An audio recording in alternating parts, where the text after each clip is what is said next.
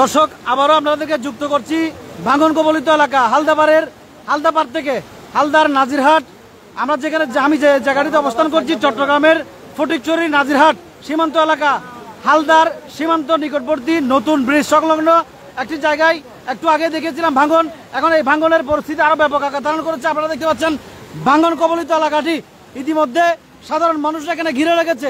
এখানে আসলে পানির এত বেশি স্রোত, পানি ঢুকে পড়ছে লোকালয়ে। আপনারা যদি দেখেন খুবই ভয়ঙ্কর এবং ভয়ঙ্কর একটি অবস্থা। আমি দেখাচ্ছি হালদার নতুন ব্রিজ সংলগ্ন এলাকা থেকে। এখানে অনেক মানুষ জড়ো হয়েছেন, স্থানীয়রা আসলে তারা সরে পড়েছেন এখান থেকে এলাকাটার দিকে, অনেকে উদ্ধার কার্যক্রম চালাচ্ছেন।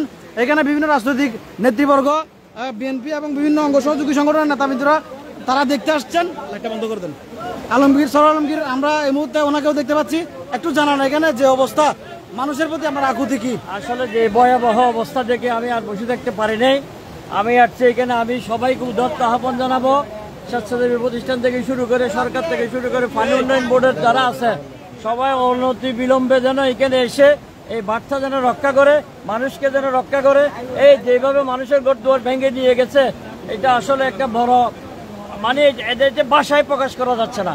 যার কারণে আমি এখানে চলে যাচ্ছি এবং আমাদের দলের নেতা কর্মীরা সবাই ঝাঁপিয়ে পড়েছে। সবাইকে বলবো সবাই যেন এসে অন্তত এই বার্তা রক্ষা করে, এটাই আবেদন, আকুল আবেদন সবার নিকট। ঠিক আছে দর্শক, এখানে তৎক্ষণাৎ এখানে নাসির ভাই আছেন। নাসির ভাই, আপনি কিছু বলবেন কিনা?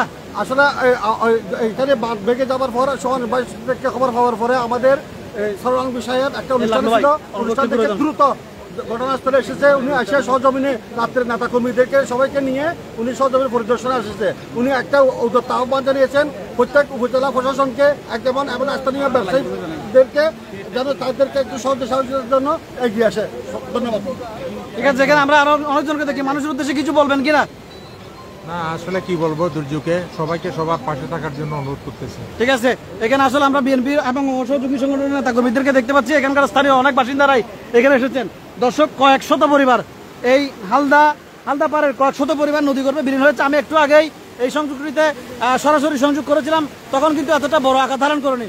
এখন এই জায়গাটার পরিমাণ হয়েছে, ভাঙনটা আপনার এখানে এখানে কাঁপতেছে।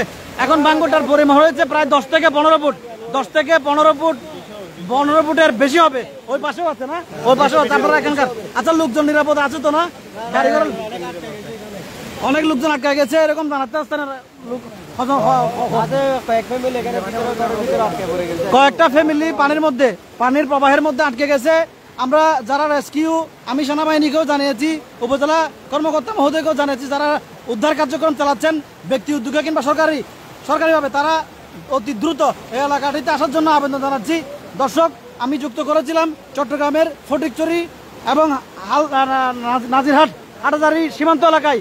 হালদার যে প্রবাহমান ধারা নাজিরহাট নতুন ব্রিজ সংলগ্ন এলাকায় আপনারা দেখতে পাচ্ছেন অবাধে পানি কিন্তু ঢুকে পড়ছে। এখানে আসলে পানি বাদ দেওয়ার কোনো সুযোগ নেই। আমি যে জায়গাটিতে দাঁড়িয়ে আছি সেটিও আসলে সংকটাপন্ন। আমি লোকজনকে আমাদেরকে অনুরোধ করবো, আপনারা দ্রুত এলাকাটি ত্যাগ করুন এবং যারা যেভাবে পারেন সার্বিক সহযোগিতা এগিয়ে আসুন। ধন্যবাদ।